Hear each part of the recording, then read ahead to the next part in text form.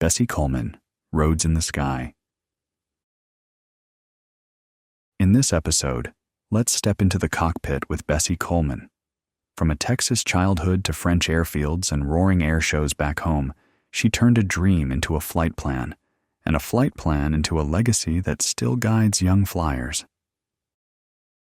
If all roads are closed on land, I'll make it in the sky. That line isn't just a slogan, it's a method.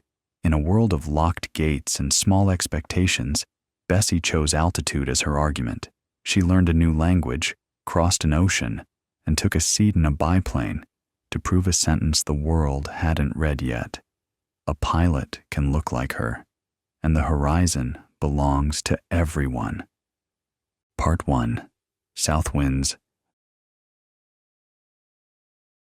Bessie Coleman was born in 1892 in the small town of Atlanta, Texas, and grew up in Waxahachie. Her parents were sharecroppers. Money was thin, chances thinner, and the roads out of poverty for a girl like Bessie were few and often closed. Even in small spaces, imagination travels. She walked miles to a one-room schoolhouse and read any book she could find. She counted, spelled, and dreamed at a desk that had seen too many winters and not enough hope. As a young woman, she briefly attended an early college for black students in Oklahoma, but finances pulled her back to work.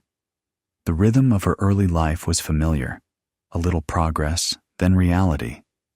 Each step taught persistence, adaptation, and the habit of keeping the horizon in sight, even when the path ahead wasn't clear. In the 1910s, she followed opportunity north with the Great Migration, moving to Chicago, living with brothers, and working as a manicurist on the South Side. It wasn't glamorous, and it wasn't permanent. It was a pause, a place to listen and learn.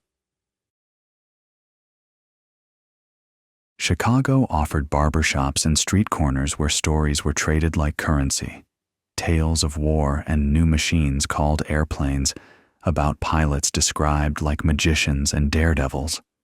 French and American aces were recited like constellations, distant, bright, unreachable. Bessie wrote letters to flight schools. The replies came back as refusals, not for lack of intellect or resolve, but because of who she was. A black woman. The world said, no. She recognized the wall and the workaround. If the door is shut, look for a window. If the window is latched, find a ladder. If no one would teach her to fly in America, she would learn where they would. Part 2. Paris. Opens the hangar. Bessie made a vow. She would become a pilot. She picked up a language textbook and began to teach herself French. She saved money, took advice, and secured introductions through the black press. The plan was radical and practical. Go to France, where the gates were not guarded by the same prejudices. In 1920, she crossed the Atlantic.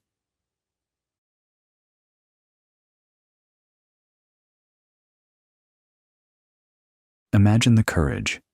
A young black woman, newly learning French, boarding with a suitcase full of determination and not enough money. She landed in a country where aviation was still a young science, but less bound by America's rules about who counts.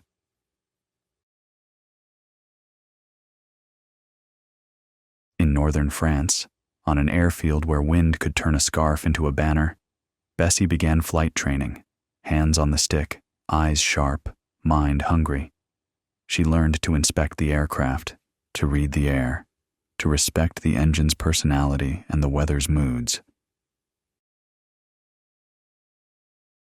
Lessons were practical: how to take off without stalling, how to land without breaking bones, how to bank tight without bleeding speed. She drilled emergency procedures she prayed to avoid, and learned to trust both instruments and instinct. Then came the day that rumor became fact. A throttle eased forward, wheels left the earth, and the horizon widened like a door. In 1921, the Fédération Aéronautique Internationale granted Bessie an international pilot's license, making her the first Black and Native American woman to earn it. She stayed to sharpen skills, spins and recoveries, tight turns, clean landings. Only then did she plan the next move. Return to America not to fit in, but to stand out, to show the public what a plane could do and what a woman like her could be. Part 3. The Barnstormer.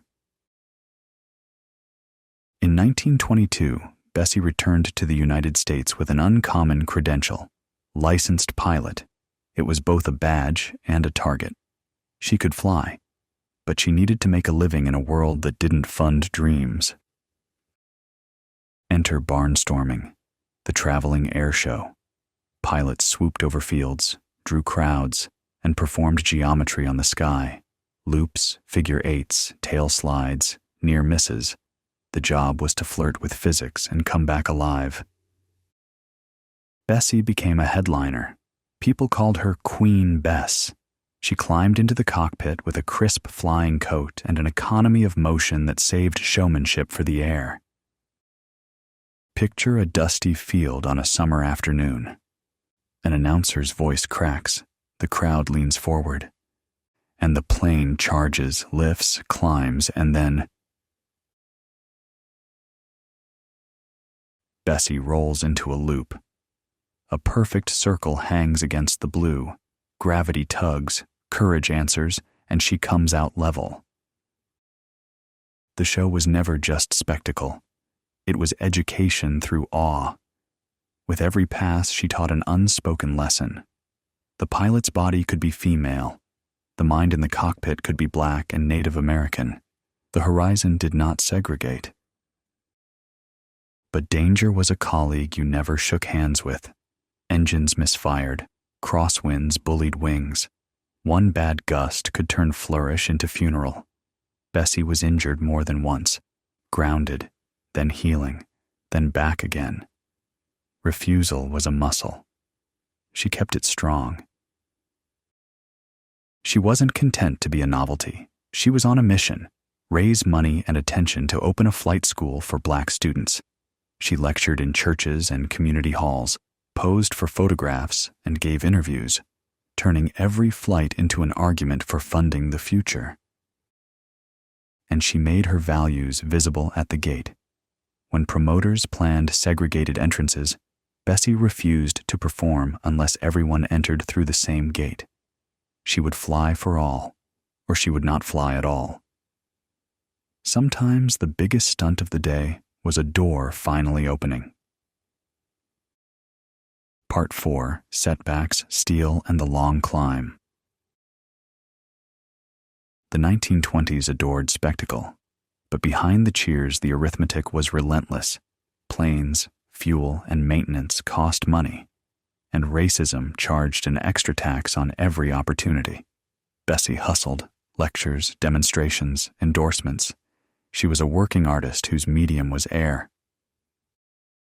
Between shows, she wrote plans for her flying school. She collected names of young people who wanted to learn. In her mind, she built a vision board. A field, a hangar, a classroom, a line of cadets with notebooks and goggles, the hum of a better future warming up on the runway. She became a symbol, a proof of concept. Newspapers ran her photograph with a caption that felt like breath held and then released. Pilot. Young girls copied her haircut. Young boys practiced her stance. Communities saw possibility where they had been taught to see limits. But symbols still wake up human. They get headaches and unpaid bills. They argue with mechanics and promoters. They weigh risk and step into it anyway. Bessie carried the flyer's paradox. The sky makes you feel immortal. The ground keeps the ledger. In 1923, a serious crash shattered bones and sidelined her for months.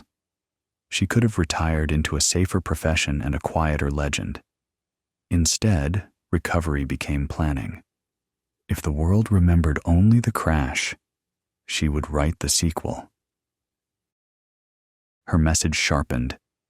A school where Black students could study aviation without humiliation, where exams measured skill rather than stereotype, where a certificate was a key, not a favor. She gathered supporters and kept performing to fund the dream. Pioneering work is earned twice, once in public, once in private. Bessie did both, thrilling thousands from the cockpit, then counting dollars at the table. Part 5, the final flight and the runway she left behind.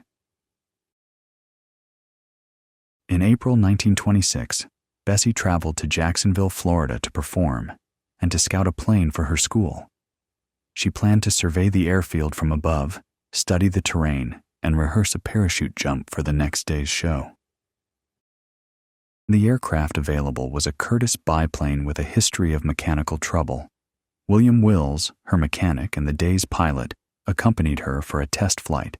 The plan was simple: get the lay of the land. They took off.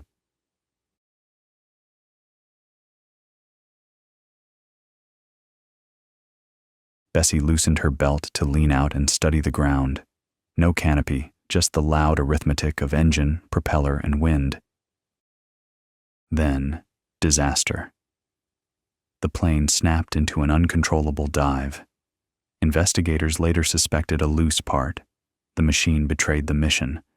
Thrown from the aircraft, Bessie fell to her death. Wills perished with the plane. She was 34. The news spread quickly through communities that had built pride around her photograph and through newspapers that had never before put a pilot like her on page 1. The same crowds that had gasped at her loops and cheered her landings fell silent. Here is a hard truth about heroes. We build monuments to their courage and then use those monuments to avoid the cost. Bessie Coleman did not want applause alone. She wanted infrastructure: schools, scholarships, runways, maintenance crews, safe aircraft, fair rules. She wanted the future to be licensed. After her death, others picked up her tools. Pilots formed clubs in her name. Air shows honored her memory. Streets and drives were dedicated. A postage stamp carried her face. Museums added her story to their walls. In classrooms, a teacher would say, "Let me tell you about the first Black woman to hold a pilot's license." And a child took that sentence like a key. Her legacy is measurable in the rosters of aviation schools and the roll calls of commercial flight crews, and immeasurable in the choices made by young people who now see the horizon as including them. If you squint, you can still see her. Goggles, leather coat, a hint of a smile that says not, "Watch this," but "Join me." That was always the point. Open the hangar door and hold it with both hands until others walk through. Part 6. Why Bessie Coleman Matters Now. We live in a world built by stubborn people who look at no and hear not yet. Bessie stands in that lineage. Her story isn't a straight runway with a smooth touchdown. It's crosswinds and corrections, near stalls and recoveries, and a final gust nobody deserved. But the arc is unmistakable. A child of poverty became a pilot of history. A daughter of the South became an ambassador of the sky. The lesson isn't be fearless. Fear is information. The lesson is be decisive.